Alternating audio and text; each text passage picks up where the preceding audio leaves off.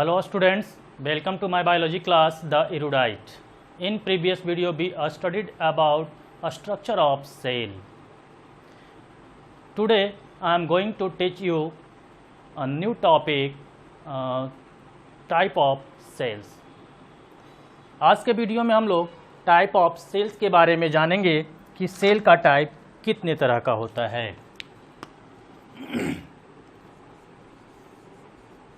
Types of cell. इस cell को हम डिफ्रेंशिएट करेंगे on the basis of organisation of DNA. यानी कि सेल के अंदर, जैसा कि हमने आपको पिछले क्लास वीडियो में न्यूक्लियस की बात की थी, सेल के अंदर प्रोटोप्लाज्म था और प्रोटोप्लाज्म में न्यूक्लियस था और न्यूक्लियस के अंदर मौजूद था क्रोमोसोम और क्रोमोसोम के अंदर मौजूद था डीएनए। तो उसी डीएनए के ऑर्गेनाइजेशन के आधार पे आज के वीडियो में हम सेल को क्लासिफाई करेंगे। तो types of cell on the basis of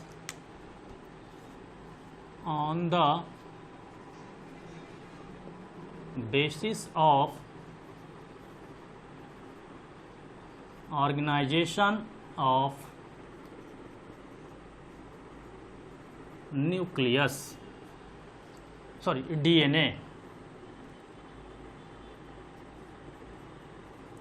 DNA के ऑर्गेनाइजेशन यानी कि डीएनए के बनावट के आधार पे हम लोग सेल को दो टाइप में डिफ्रेंशिएट करते हैं। There are two types of cell on the basis of organisation of DNA. First is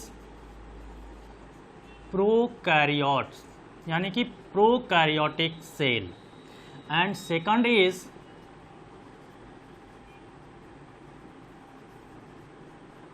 eukaryote और यूकैरियोटिक सेल। ये दो तरह का सेल आपको दिख रहा है। किसके आधार पे? तो डीएनए के ऑर्गेनाइजेशन के आधार पे। First prokaryotes. प्रोकैरियोट्स जो टर्म है, इस टर्म से ही आपको क्लियर होगा कि यह जो प्रोकैरियोटिक सेल होगा वो कैसा होगा। यहाँ पे दो टर्म दिख रहा होगा। First term is pro and second is karyon. Karyon से कैरियोटिक, प्रो, यहाँ पे प्रो आ गया। प्रो का मतलब होता है फर्स्ट एंड कैरियन का मतलब होता है न्यूक्लियस, यानी कि the cell which has first nucleus, यानी कि ऐसा सेल जहां पे सबसे पहले न्यूक्लियस का डेवलपमेंट हुआ होगा। अब यहाँ पे ध्यान समझने की बात होगी कि जैसे ही हम लोग अपना घर बनाते हैं, हम शुरुआती कंडीशन में ध्यान देंगे। जब घर बनाना शुरू करते हैं, घर का छत ढल जाता है, उस स्थिति में क्या घर हमारा वेल डेवलप्ड होता है या फिर अनडेवलप्ड होता है? तो गौर करेंगे, अपना घर उस समय अनडेवलप्ड होता है जब तक कि उसे हम पूरी तरह से व्यवस्थित ना कर लें। उसी प्रकार से जब सेल का उत्पत्ति हुआ, उस समय न्यूक्लियस का बनना शुरू हुआ और वह न्यूक्लियस अनडेवलप्ड था, यानी कि न्यूक्लियस डेवलप नहीं किया हुआ था और इस वजह से वहाँ पे जो डीएनए था उसका ऑर्गेनाइजेशन भी अलग था। तो यहाँ पे टर्म से प्रोकैरियोट का मतलब हो गया कि ऐसा सेल जहाँ पे न्यूक्लियस, फर्स्ट न्यूक्लियस यानी सबसे पहले न्यूक्लियस आया होगा। दूसरा टर्म है, दूसरा टाइप है हमारे पास यूकैरियन यानी कि यूकैरियोटिक। यू और second term is karyon. Eu means true, karyon means nucleus. यहां पे ध्यान देंगे, the cell which has true nucleus, the cell which has true nucleus, यानी कि ऐसा सेल जिसके पास में वास्तविक न्यूक्लियस हो, यानी कि वेल डेवलप्ड न्यूक्लियस हो, तो वह सेल कहलाएगा यूकैरियोटिक। वो सेल क्या कहलाएगा? यूकैरियोटिक। अब ये प्रोकैरियोटिक और यूकैरियोटिक के कैरेक्टर्स के बारे में स्टडी करेंगे कि प्रोकैरियोटिक सेल होता कैसा है, यानी कि उसका कैरेक्टरिस्टिक कैसा होता है। उसी तरह से यूकैरियोट के बारे में भी देखेंगे कि यूकैरियोटिक सेल का कैरेक्टरिस्टिक कैसा होता है। साथ ही साथ हम लोग यहाँ पे प्रोकैरियोटिक और यूकैरियोटिक के बीच में डिफरेंस भी देखेंगे। एक्चुअली आपके एग्जामिनेशन में पूछता है write down the difference between prokaryote and eukaryote. Prokaryotes and eukaryotes में डिफरेंस लिखा जाए, तो यहाँ पे हम लोग डिफरेंस भी समझ लेंगे कि किस तरह से डिफरेंस लिखना है, साथ ही साथ प्रोकैरियोट और यूकैरियोट्स के बारे में बेसिक कॉन्सेप्ट भी समझ लेंगे। तो चलते हैं सबसे पहला पॉइंट पे, प्रोकैरियोट्स के बारे में। फर्स्ट पॉइंट में हम लोग कहेंगे कि prokaryotic cells having one envelope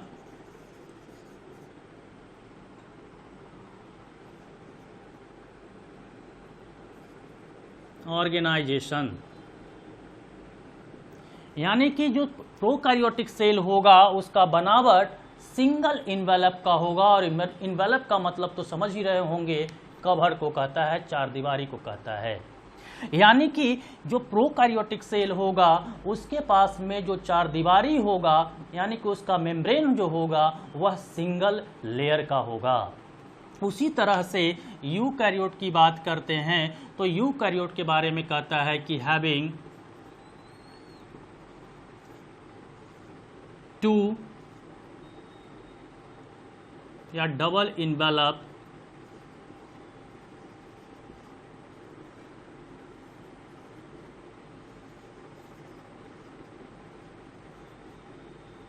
organisation, यानी कि यूकैरियोट्स के पास में जो बाउंड्री वॉल होगा, जो मेम्ब्रेन होगा वो डबल मेम्ब्रेनस होगा, दो मेम्ब्रेन का होगा।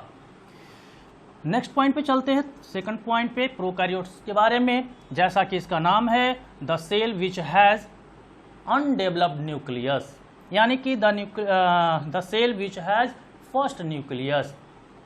तो प्रोकैरियोटिक सेल्स हैविंग अनडेवलप्ड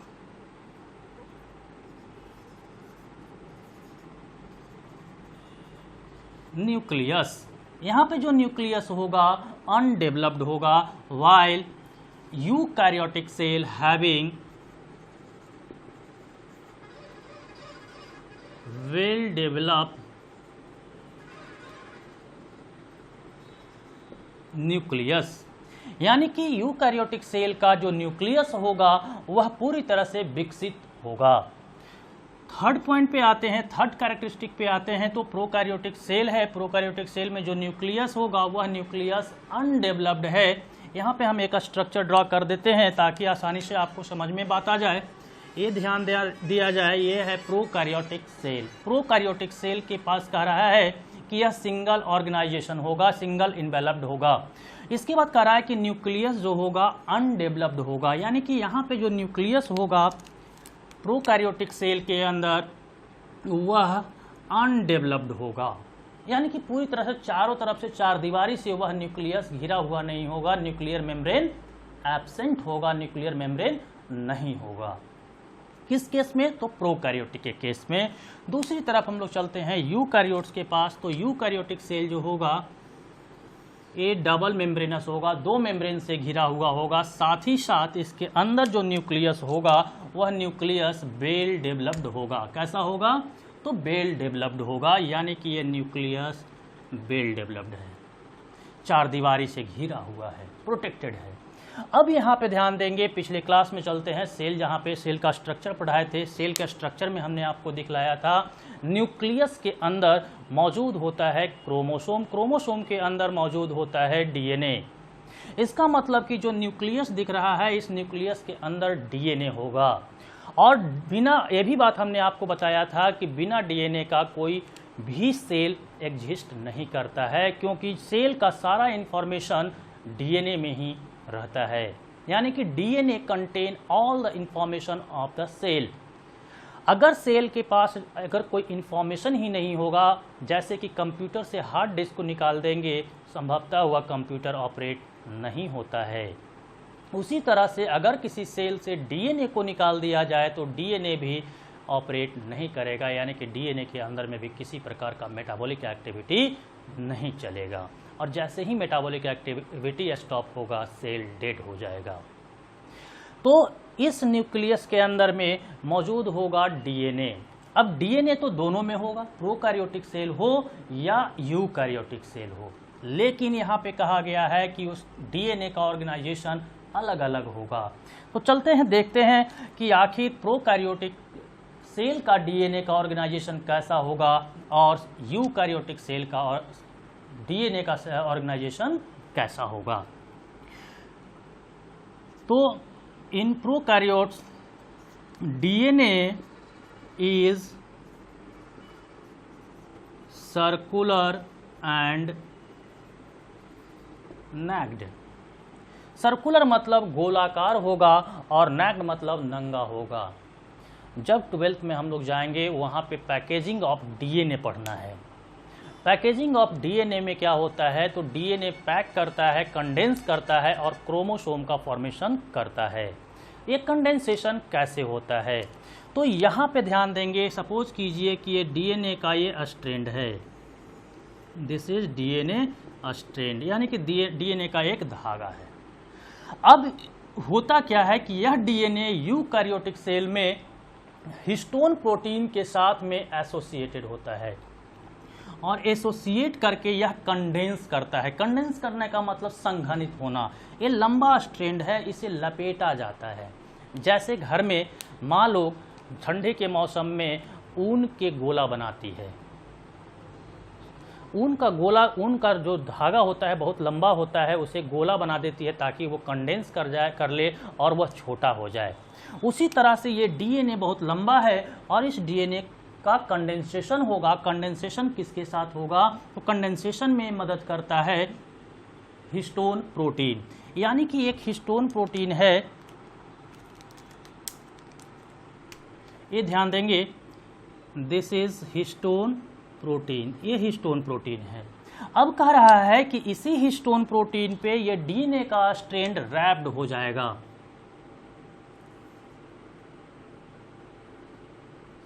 इस तरह से, यानी कि डीएनए जो हिस्टोन प्रोटीन है, सपोज कीजिए कि यह हिस्टोन प्रोटीन है, इसी के ऊपर में वो रैप्ड रहेगा। कौन, यह डीएनए। यहाँ पे कह रहा है नैक्ड, कहने का मतलब यहाँ पे कि जो हिस्टोन प्रोटीन है वह एब्सेंट होगा, यानी कि prokaryotic DNA of prokaryotic cell lack histone protein. यहाँ पे हिस्टोन प्रोटीन मौजूद नहीं होगा और इस वजह से ये नैक्ड होगा। अगर सिंपल वे में इसे समझाया जाए तो हम सिंपली इस डीएनए को कवर्ड कर देते हैं किसके साथ, तो प्रोटीन के लेयर से। अब यहाँ पे ध्यान देंगे, ये डीएनए है और ये है प्रोटीन। तो इस केस में यह डीएनए कवर्ड है एक प्रोटीन से, लेकिन अगर यहाँ पे प्रोकैरियोटिक सेल का यह डीएनए होगा तो कह रहा है कि यह प्रोटीन का लेयर यहाँ एब्सेंट होगा, और एब्सेंट होगा इसका मतलब कि ये नैक्ड होगा।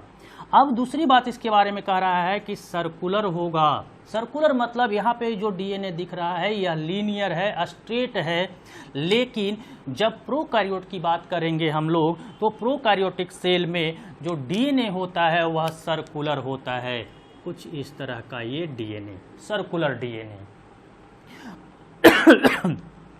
अब यहाँ पे गौर करेंगे, ये जो सेल है ये प्लाज्मा मेम्ब्रेन, ये वाला क्या है, पीएम प्लाज्मा मेम्ब्रेन, जैसा कि हमने आपको स्ट्रक्चर ऑफ सेल में दिखलाया था। प्लाज्मा मेम्ब्रेन के अंदर में ये भरा हुआ है साइटोप्लाज्म, इसे हम लोग प्रोटोप्लाज्म के नाम से देखे थे। प्रोटोप्लाज्म को डिफ्रेंशिएट कर दिया गया था साइटोप्लाज्म एंड न्यूक्लियस में, लेकिन यहाँ पे तो न्यूक्लियस है ही नहीं, प्रोकैरियोट सेल में न्यूक्लियस है ही नहीं, तो सिर्फ क्या है, ये साइटोप्लाज्म है, साइटोप्लाज्म। उसी तरह से यहाँ पे भी साइटोप्लाज्म फील्ड होगा, ये है साइटोप्लाज्म, ये है न्यूक्लियस। तो यहाँ पे प्रोकैरियोटिक सेल की बात करें तो प्रोकैरियोटिक सेल में जो डीएनए होगा सर्कुलर होगा और नैक्ड होगा, जबकि यूकैरियोटिक सेल की चर्चा की जाएगी तो यूकैरियोटिक सेल में जो डीएनए होगा वह DNA is linear and covered with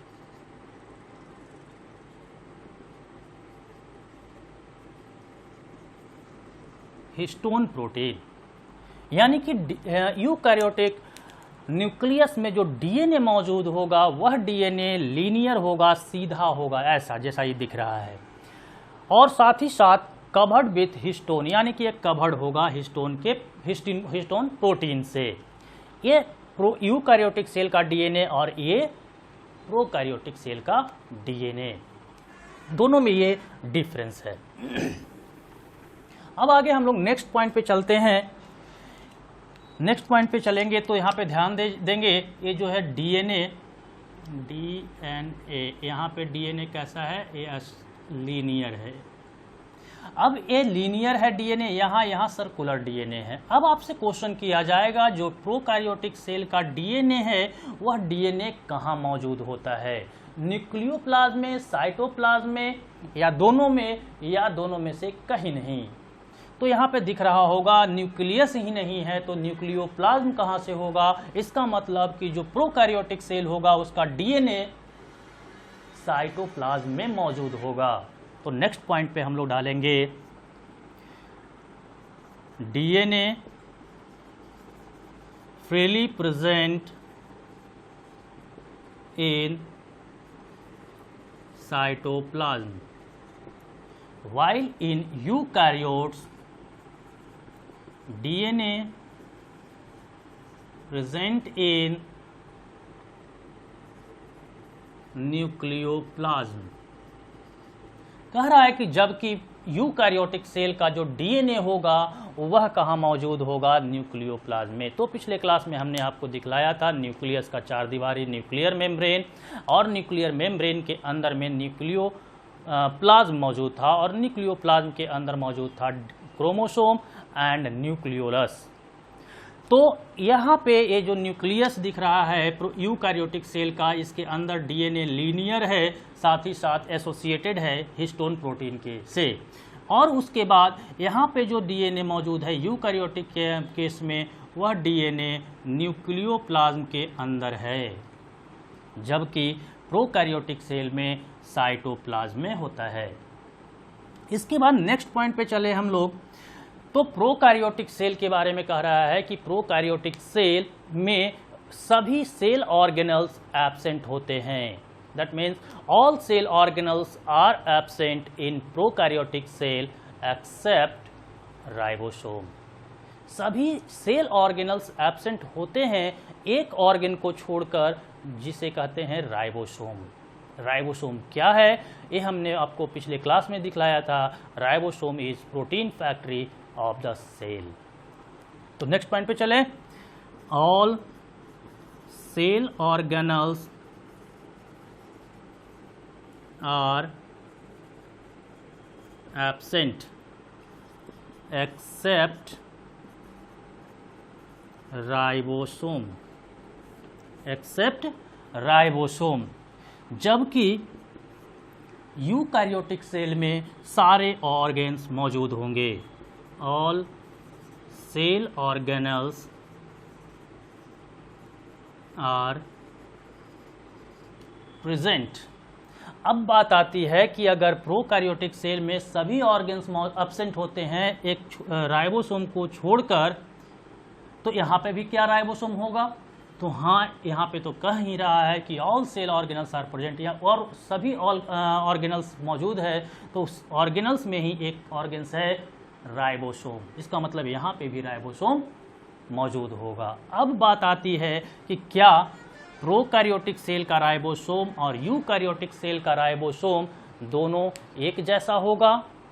तो नहीं, ये दोनों में डिफरेंस होगा, दोनों का टाइप अलग अलग होगा। जैसा कि प्रोकैरियोटिक सेल का जो राइबोसोम होगा वो 70S टाइप होता है।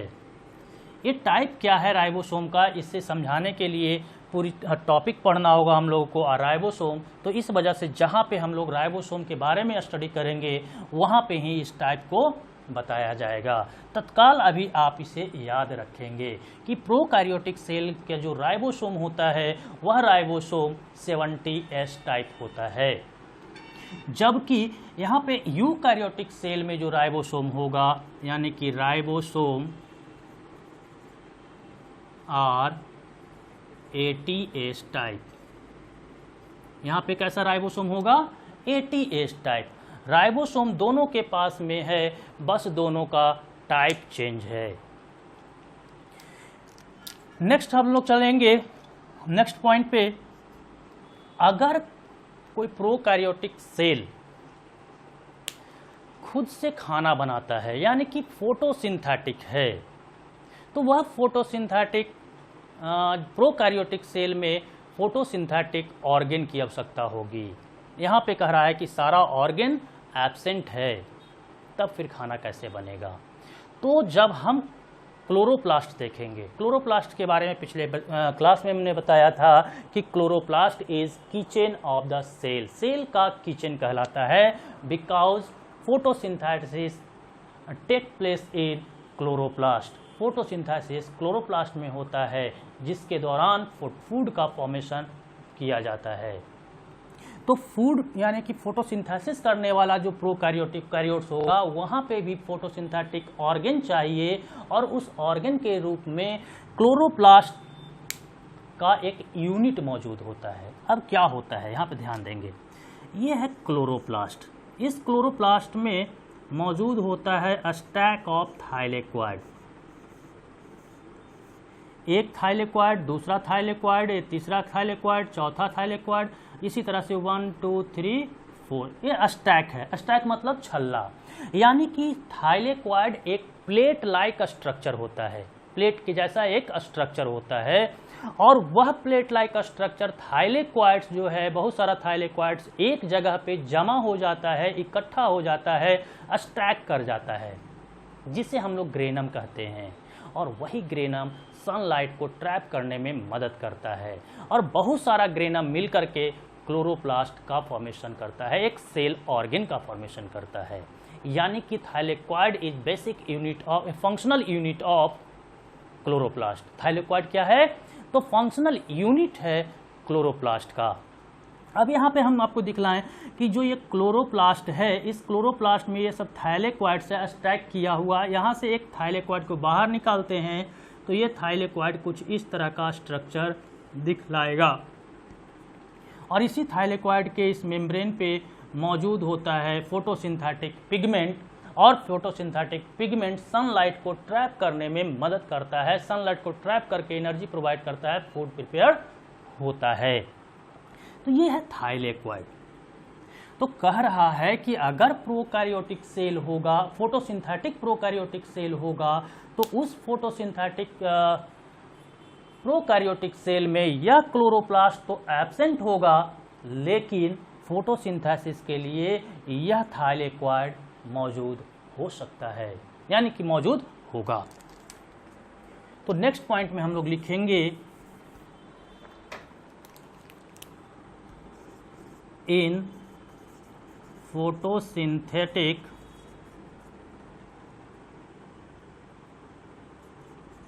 Prokaryotes thylakoid is present in cytoplasm. कहाँ मौजूद होता है? साइटोप्लाज्म में। यानी कि ये जो साइटोप्लाज्म दिख रहा है, यहाँ पे ही एक थाइलेक्वाइड मौजूद होगा। किस केस में? तो प्रोकैरियोटिक सेल के केस में। यहाँ पे क्लोरोप्लास्ट नहीं रहेगा, और यही थाइलेक्वाइड फोटोसिंथेटिक ऑर्गन का यहाँ पे काम करेगा। लेकिन अगर यूकैरियोटिक फोटोसिंथेटिक सेल होगा, तब उस कंडीशन में थाइलेक्वाइड जो होगा, thylakoids are present in the chloroplast. तब कह रहा है कि थाइलेक्वाइड कहाँ मौजूद होगा? तो थाइलेक्वाइड क्लोरोप्लास्ट में होगा। किस केस में? तो यूकैरियोटिक सेल के केस में। तो हमने यहाँ पे एक बेसिक इंफॉर्मेशन प्रोकैरियोट्स और यूकैरियोट्स के बारे में दिया। प्रोकैरियोट्स का ये कैरेक्टर्स है, यूकैरियोट्स का ये कैरेक्टर है। साथ ही साथ अगर डिफरेंस लिखने को कहा जाए तो यहाँ पे जैसा हमने लिखा है, prokaryotic cell having one envelope organisation while eukaryotic cell having double envelope organisation. Differentiate कर दिया गया। इसी तरह से हर पॉइंट को हमने यहाँ पे डिफ्रेंशिएट किया। अब प्रोकैरियोट्स का एग्जाम्पल के रूप में हम लोग बैक्टीरिया को जानते हैं, माइकोप्लाज्म को जानते हैं, ब्लू ग्रीन एल्गी को जानते हैं। ये सब जो है ऑर्गेनिज्म यह यूनिसेलुलर प्रोकैरियोट्स है।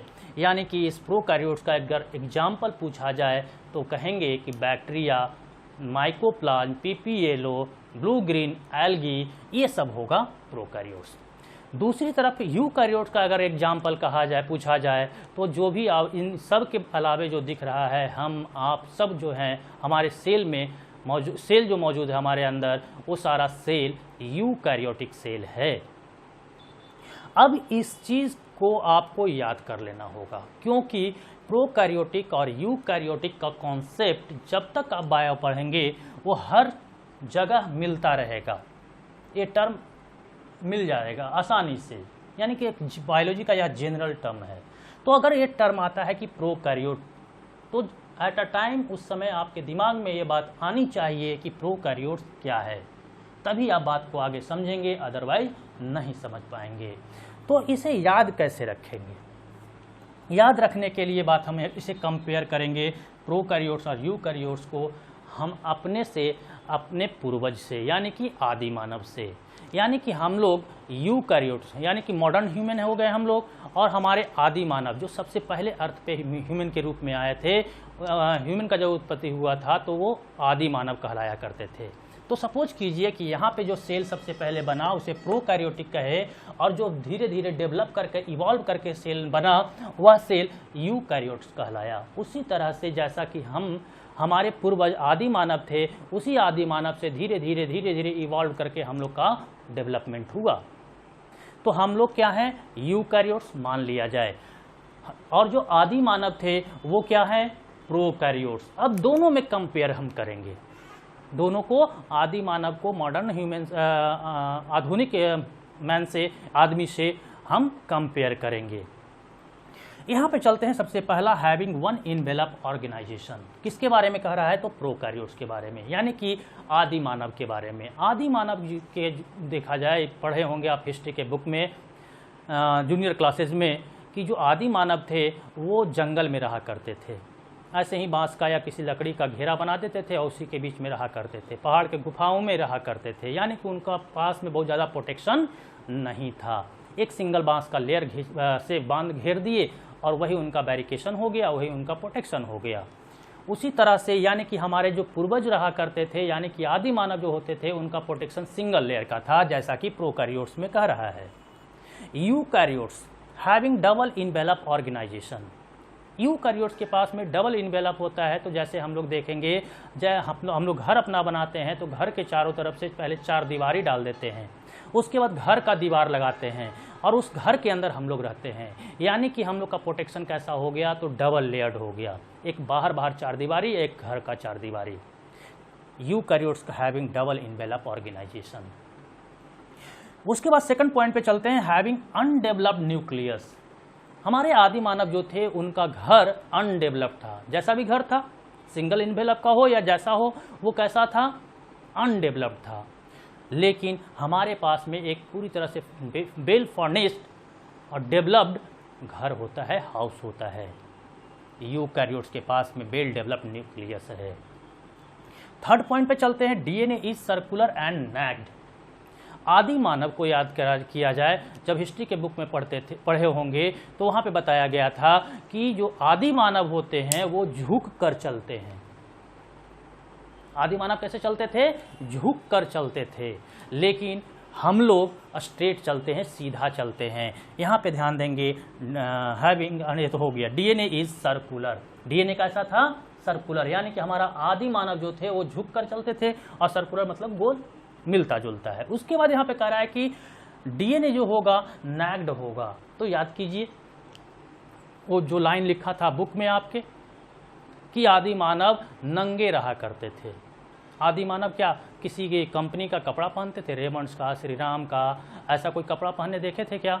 कहीं जिक्र मिला है क्या? जी नहीं।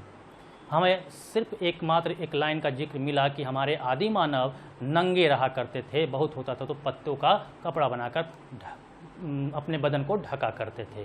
तो यहाँ पे जो डीएनए है प्रोकैरियोट्स का वह सर्कुलर है, झुककर चलने वाला, साथ ही साथ नेक्ड है, नंगा है। यहाँ पे यूकैरियोट की बात करते हैं तो यूकैरियोट का डीएनए जो होता है लीनियर होता है। हम लोग ऐसे झुककर नहीं चलते हैं। अगर झुककर चल रहे हैं तो कोई देखने वाला का तुरंत पूछता है कि क्या कमर में कोई किसी प्रकार का दर्द है कि झुककर चल रहे हैं। इसका मतलब कि जब भी झुककर चलेंगे कोई हमारे अंदर कोई डिफ़ॉल्ट है, फॉल्टी है, तब हम झुककर चल रहे हैं। यानी कि हम लोग सीधा रहते हैं, सीधा चलते हैं, तो लीनियर है यहाँ। उसके बाद कह रहा है कवर्ड विद हिस्टोन प्रोटीन। हम लोग नंगे नहीं चलते हैं। अगर नंगे चलेंगे तो रोड पे देखने वाला कहेगा कि ये पागल है, मेंटल हो चुका है। तो हम लोग अलग अलग कंपनियों का कपड़ा पहनते हैं, यानी कि अपने बदन को ढक करके रखते हैं। ये यूकैरियोट का डीएनए लीनियर है, सीधा है, साथ ही साथ कवर्ड है। नेक्स्ट पॉइंट के पास आते हैं, DNA freely present in cytoplasm. DNA जो है साइटोप्लाज्म में मौजूद है। हमारे आदि मानव खुले आसमान में रहा करते थे। उनके सर पे कोई छत नहीं हुआ करता था। इसी तरह से यूकैरियोट्स का कह रहा है कि डीएनए प्रेजेंट इन न्यूक्लियोप्लाज्म। हम लोगों को देखा जाए तो हम लोग बाहर नहीं रहते हैं, हम लोग घर में रहते हैं और घर में एक छत होता है जो कि हमें खुले आसमान में रहने से बचाता है। नेक्स्ट पॉइंट पे आते हैं तो कहा जा रहा है कि all cell organelles are absent except ribosome. Eukaryotes में कह रहा है कि all cell organelles are present. आदि मानव के पास कौन सा टीवी था, आदि मानव के पास कौन सा फ्रिज था, आदि मानव के पास कौन सा वॉशिंग मशीन था, आदि मानव के पास कौन सा ओवन था। यानी कि उनके पास कोई ये सब सामान नहीं था। हमारे पास फ्रिज है, टीवी है, वॉशिंग मशीन है, ओवन है, बहुत सारा इस तरह का ऑर्गन्स है, यानी कि वस्तुएं मौजूद है हमारे पास। लेकिन हमारे आदि मानव के पास ये सारा कुछ नहीं था। प्रोकैरियोट्स कहता है कि all cell organelles are absent while in eukaryotes all organelles are present. यहाँ पे प्रोकैरियोट्स की बात करते हैं तो प्रोकैरियोट्स में कहता है कि सभी ऑर्गन्स तो एब्सेंट हैं एक्सेप्ट राइबोसोम, यानी कि कोई ऑर्गन मौजूद नहीं था, सिर्फ एक ऑर्गन को छोड़ कर वह ऑर्गन है राइबोसोम। तो आदि मानव के पास में कोई इक्विपमेंट नहीं था, कोई ऑर्गन नहीं था एक्सेप्ट चूल्हा। उनके पास भी मिट्टी का बना हुआ चूल्हा हुआ करता था, पत्थर का बना हुआ चूल्हा हुआ करता था। हमारे पास भी चूल्हा है। आदि मानव भी चूल्हा का यूज़ किया करते थे, हम लोग भी चूल्हा का यूज़ किया करते हैं। यानी कि प्रोकैरियोट्स के पास में भी राइबोसोम है, यूकैरियोट्स के पास में भी राइबोसोम है। लेकिन हमारे चूल्हे में और हमारे आदि मानव के चूल्हे में डिफरेंस, अंतर है। क्या अंतर था? तो हमारे आदि मानव का जो चूल्हा था वो पत्थर का मिट्टी का इस तरह का बना होता था और उसमें लकड़ी जलाया जाता था। लेकिन हमारे पास जो चूल्हा है वह चूल्हा गैस से जलाया जाता है। चूल्हा दोनों के पास, लेकिन दोनों चूल्हे का टाइप अलग अलग। राइबोसोम प्रोकैरियोट्स के पास में भी, यूकैरियोट्स के पास में भी, लेकिन दोनों का राइबोसोम का टाइप अलग अलग। अब यहाँ पे आते हैं, in photosynthetic prokaryotes thylakoids is present in cytoplasm. यहाँ पे कह रहा है कि थाइलेक्वाइड जो है साइटोप्लाज्म में मौजूद होता है। आदि मानव के पास कोई किचन नहीं था, घर था ही नहीं, तो किचन कहाँ से रहेगा। यानी कि जो खाना चूल्हा पे लकड़ी जलाकर बनाया करते थे वह चूल्हा कहाँ था, तो वह खुले आसमान में हुआ करता था। लेकिन हमारा चूल्हा किचन में बंद रहता है। यहाँ पे भी थाइलेक्वाइड है जहाँ खाना बनाया जाता है, लेकिन यह थाइलेक्वाइड क्लोरोप्लास्ट में है। और क्लोरोप्लास्ट को हमने पिछले क्लास में कहा था किचन ऑफ द सेल। जबकि यहाँ पे थाइलेक्वाइड जो है, यानी कि जो खाना बनाया जा रहा है, वो कहाँ मौजूद है? साइटोप्लाज्म में, खुले आसमान में। तो जब भी आप अगर प्रोकैरियोट और यूकैरियोट्स के बारे में सोचे तो एक बार अगर कोई पॉइंट को में कन्फ्यूजन हो तो एक बार कंपेयर जरूर करेंगे अपने आदि मानव से खुद को। आपको सारा का सारा कॉन्सेप्ट क्लियर हो जाएगा। तो ये था types of cell on the basis of organisation of DNA. अब हम लोग फिर से सेल का टाइप ही देखेंगे, लेकिन दूसरे बेसिस पे, या और दूसरा बेसिस होगा क्या, तो डिफरेंशिएशन और नॉन डिफरेंशिएशन। यानी कि कुछ सेल डिफरेंशिएट करता है, कुछ सेल डिफरेंशिएट नहीं होता है।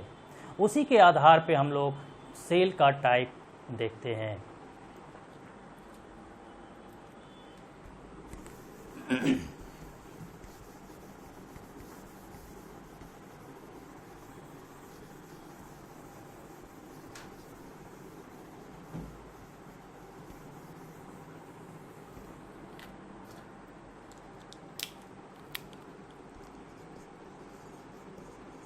Types of cell on the basis of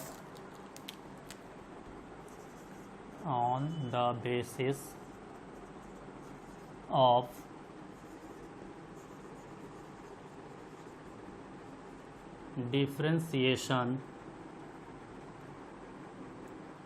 or non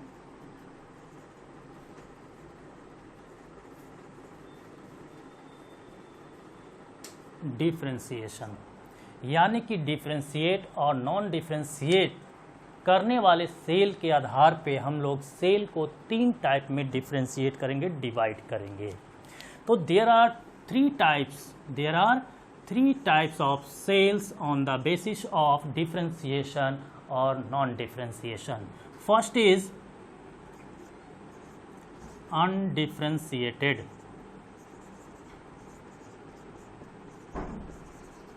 second is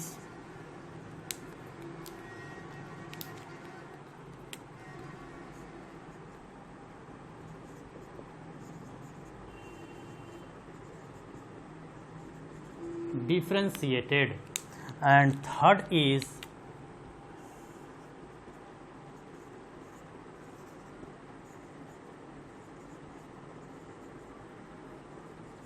de-differentiated. There are 3 types of cells on the basis of differentiation और non differentiation।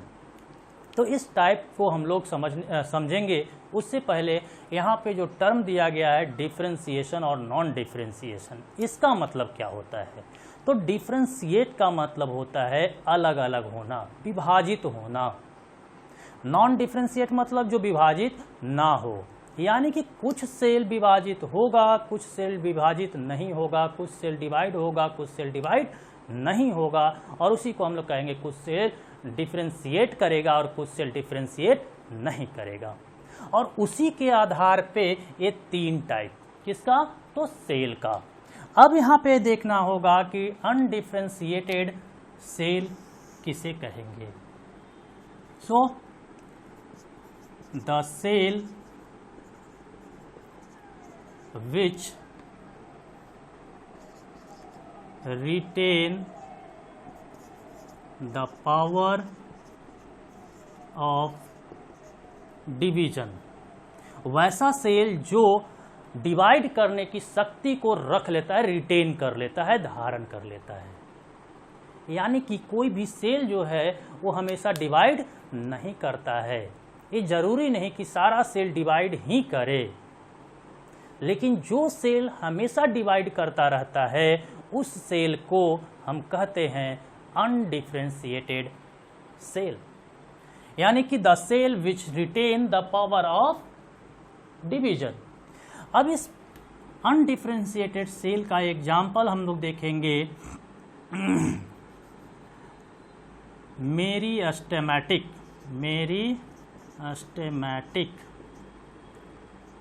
Cell of plant का meristematic cell. Plant का meristematic cell क्या किसे कहते हैं? तो ये ध्यान दिया जाए, ये है प्लांट, इसका बेस, ये है टिप। टिप पे हमेशा ग्रो करता जाता है, और इसी यहाँ पे जो सेल मौजूद है, इसी सेल को कहा जाता है मेरिस्टेमेटिक सेल। यानी कि यह सेल हमेशा डिवाइड करता चला जाएगा और इसका लंबाई बढ़ता चला जाएगा। यानी कि इस सेल के पास में पावर ऑफ डिवीजन की एबिलिटी है। उसी तरह से एनिमल्स के केस में स्टेम सेल। स्टेम सेल जो है, ये स्टेम सेल हमारे बॉडी में होता है जो कि कोरियन से लिया जाता है, जो कि एम्ब्रियोनिक कंडीशन में जब फीटस होता है उस दौरान वहाँ से कोरियन से निकाला जाता है। ये स्टेम सेल के बारे में विस्तृत में हम बताएंगे कि अब यहाँ पे हमने कुछ टर्म बता दिया। कोरियन क्या होता है, तो कोरियन एम्ब्रियोनिक कंडीशन में जब फीटस का डेवलपमेंट होता है तो फीटस के पास में होता है कोरियन कोरियोनिक बिल्ली बनाता है, कोरियोनिक बिल्ली से प्लासेंटा बनता है और वही वहाँ से ही स्टेम सेल को निकाला जाता है। यानी कि यह स्टेम सेल के पास में पावर होती है डिवीजन करने की, शक्ति होती है डिवीजन करने की। देखते होंगे एक समय आता है जब हम लोग का हाइट बढ़ना बंद हो जाता है, तो क्या सेल डिवाइड नहीं कर रहा है? हाँ, सेल डिवाइड करना, उस जगह का हाइट को बढ़ाने वाला जो सेल था, रिस्पॉन्सिबल था, वह सेल डिवाइड करना बंद कर दिया है। अब हाइट बढ़ना रुक गया है। तो वैसा सेल जो हमेशा डिवाइड करता रहता है उस सेल को कहते हैं अनडिफरेंशिएटेड सेल। इसके बाद आते हैं हम लोग दूसरा टाइप पे, डिफरेंशिएटेड सेल। डिफरेंशिएटेड सेल किसे कहेंगे? तो डिफरेंशिएटेड सेल वह सेल होगा जो एक स्पेसिफिक स्ट्रक्चर अटेन कर लेगा, एक स्पेसिफिक फंक्शन अटेन कर लेगा। यानी कि अब वो डिवाइड नहीं होगा, एक किसी खास स्ट्रक्चर और फंक्शन के लिए वो बन गया है। तो the cell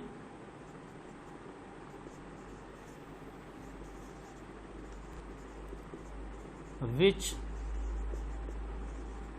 attain a specific structure, shape and function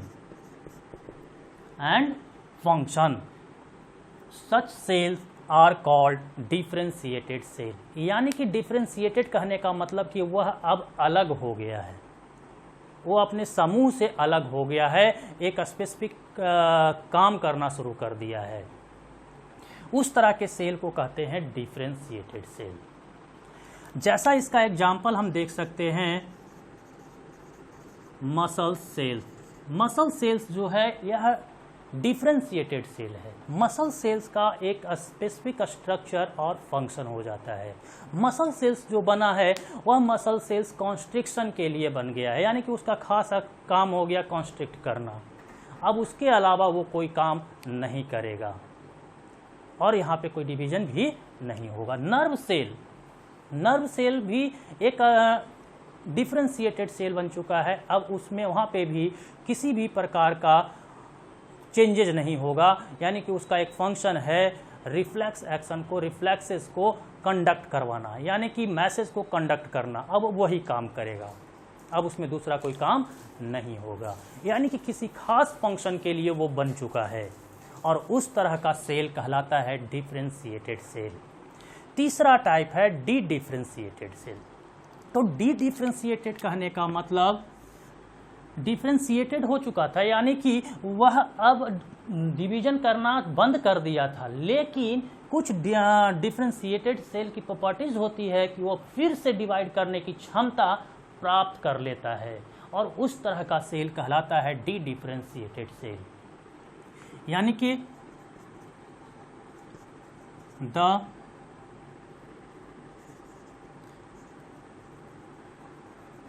cell which lose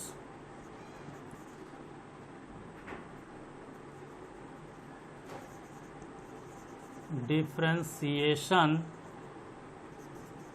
property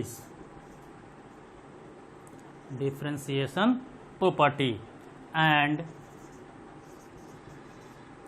resume the power of division, और कह रहा है कि फिर से वो रिज्यूम कर लेता है पावर ऑफ डिवीजन, यानी कि डिवाइड करने की क्षमता को फिर से रिज्यूम करता है। यहाँ पे ध्यान देंगे, the cell which lose differentiation property, यानी कि जो डिफ्रेंशिएट हो चुका था, एक स्पेसिफिक स्ट्रक्चर स्पेसिफिक फंक्शन बना लिया था, वह सेल अब फिर अपने डिफ्रेंशिएशन को लूज कर देता है, समाप्त कर देता है, खत्म कर देता है, और उसके बाद वह रिज्यूम करता है डिवाइड करने की एबिलिटी को, यानी कि वह फिर से डिवाइड करना शुरू कर देता है। इसका एग्जाम्पल होगा वुंड हीलिंग सेल, घाव को भरने वाला सेल। सपोज कीजिए कि इस जगह पे किसी प्रकार से घाव बनता है, घाव लग जाता है, तो यह सेल, यहाँ का सेल जो था वह डिफ्रेंशिएटेड हो चुका था, यानी कि यह इसका एक स्पेसिफिक फंक्शन स्पेसिफिक स्ट्रक्चर बन चुका था, स्पेशलाइज्ड हो चुका था, लेकिन यहाँ पे किसी प्रकार का कट लगता है, धीरे धीरे यहाँ पे वह कट भर जाता है। कट भरेगा कैसे? तो वहाँ पे मौजूद जो सेल था वह फिर से रिज्यूम कर लिया पावर ऑफ डिवीजन को, यानी कि फिर से गेन किया डिवाइड करने की शक्ति को, और वह फिर से डिवाइड करना शुरू कर दिया। और यहाँ पे जो सेल डिवाइड करना शुरू कर दिया उस सेल को कहेंगे डी डिफ्रेंशिएटेड सेल। यानी कि डिफ्रेंशिएशन के आधार पे 3 तरह का सेल हम लोगों ने देखा, तीनों का डेफिनेशन भी देख लिए। अब इसी को एक बार हम फिर से समझा देते हैं इसके सेल साइकिल के आधार पे। सपोज कर लो कि कोई यह सेल है, ये सेल डिवाइड करता है, क्या करेगा? ये डिवाइड करेगा कितने सेल में? मान लो कि माइटोसिस के द्वारा डिवीजन होगा तो 2 सेल में डिवाइड करेगा। अब 2 सेल में से, ये 2 सेल है, 2 सेल में से एक सेल डिवाइड करना छोड़ दिया और दूसरा सेल जो है वह सेल फिर से डिवाइड करना शुरू कर दिया। तो ध्यान देंगे, फिर से ये डिवाइड करेगा सेल, फिर से डिवीजन होगा, फिर से 2 सेल बनेगा। अब ये 2 सेल में से फिर एक सेल डिवाइड करना बंद कर देगा और दूसरा सेल फिर से डिवाइड करना शुरू कर देगा। तो अब यहाँ पे इस तरह का कुछ सेल्स नजर आ गया आपको। अब इस सेल्स में से कौन सा सेल अनडिफ्रेंशिएटेड है, कौन सा सेल डिफ्रेंशिएटेड है, कौन सा सेल डी डिफ्रेंशिएटेड है? यहाँ पे अभी डी डिफ्रेंशिएटेड सेल हमने नहीं बनाया है। तत्काल पहले समझ लेते हैं कि डिफ्रेंशिएटेड और कौन अनडिफ्रेंशिएटेड है। तो यहाँ पे कहा गया कि the cell which retain the power of division, वह सेल जिसके पास डिवाइड करने की क्षमता है, शक्ति है, वह सेल अनडिफ्रेंशिएटेड कहलाएगा। ये सेल डिवाइड किया 2 सेल में, कितने सेल में? 2 सेल में, यानी कि यह सेल डिवाइड कर रहा है, इसका मतलब कि ये सेल जो है कैसा सेल है? अनडिफ्रेंशिएटेड सेल है। अब यहाँ पे ध्यान देंगे, जब इसमें से जब डिवाइड करके 2 सेल बना, इसमें से फिर से यह सेल डिवाइड करने के लिए चला गया, इसका मतलब कि ये भी सेल कैसा है? अनडिफ्रेंशिएटेड। लेकिन इस सेल को देखा जाए, यह सेल डिवाइड करना छोड़ दिया है, यानी कि यह सेल अब डिवाइड नहीं कर रहा है। इसका मतलब यह सेल क्या होगा? डिफ्रेंशिएटेड सेल होगा। The cell which attain a specific structure, shape and function is called differentiated cell. वैसा सेल जो एक स्पेसिफिक स्ट्रक्चर, स्पेसिफिक फंक्शन को रिटेन कर लेता है, अटेन कर लेता है, उस तरह के सेल को कहा जाता है डिफ्रेंशिएटेड सेल। यानी कि अब वह अलग हो गया है अपने समाज से, वह एक किसी खास मकसद से किसी दूसरे स्ट्रक्चर में ढल गया है, एक दूसरे फंक्शन को अकम्प्लिश करने लगा है, वह सेल कहलाया डिफ्रेंशिएटेड। दूसरा बार फिर से ये अनडिफ्रेंशिएटेड सेल डिवीजन के लिए चला गया, डिवाइड किया, फिर से यहाँ पे ध्यान देंगे, फिर से नया सेल का फॉर्मेशन हुआ, फिर से ये नया सेल का फॉर्मेशन हुआ। अब इस 2 में से फिर ए वाला तो डिवाइड करने को गया, लेकिन फिर से ये डिवाइड करना बंद कर दिया, यानी कि ये भी डिफ्रेंशिएटेड और ये हो गया अनडिफ्रेंशिएटेड। तो सॉरी, संभवतः आपको अनडिफ्रेंशिएटेड और डिफ्रेंशिएटेड सेल में अंतर समझ में आया होगा। बच गया तीसरा डी डिफ्रेंशिएटेड। अब इसमें से कौन सा सेल है जो डी डिफ्रेंशिएटेड है? तो यहाँ पे 2 आपको नजर आ रहा होगा डिफ्रेंशिएटेड सेल। इसका मतलब ये दोनों सेल एक स्पेसिफिक स्ट्रक्चर बनाया है, स्पेसिफिक शेप बना लिया है और स्पेसिफिक फंक्शन को एक्वायर कर लिया है, लेकिन किसी कंडीशन में यह डिफरेंशिएटेड सेल फिर से अगर डिवाइड करना शुरू कर दे, यानी कि इसमें फिर से डिवीजन शुरू हो जाए,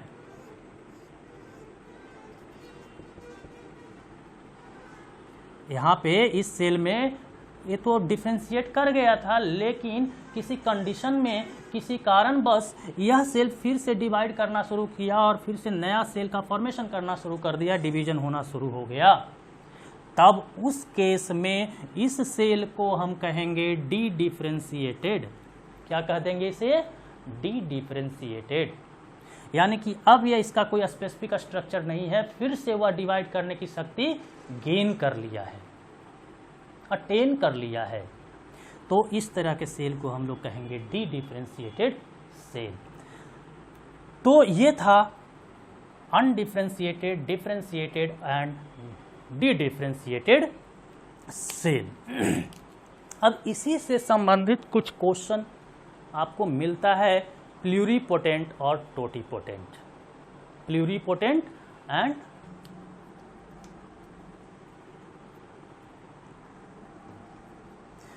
तो हम लोग यहाँ पे देखेंगे पीटीआर के रूप में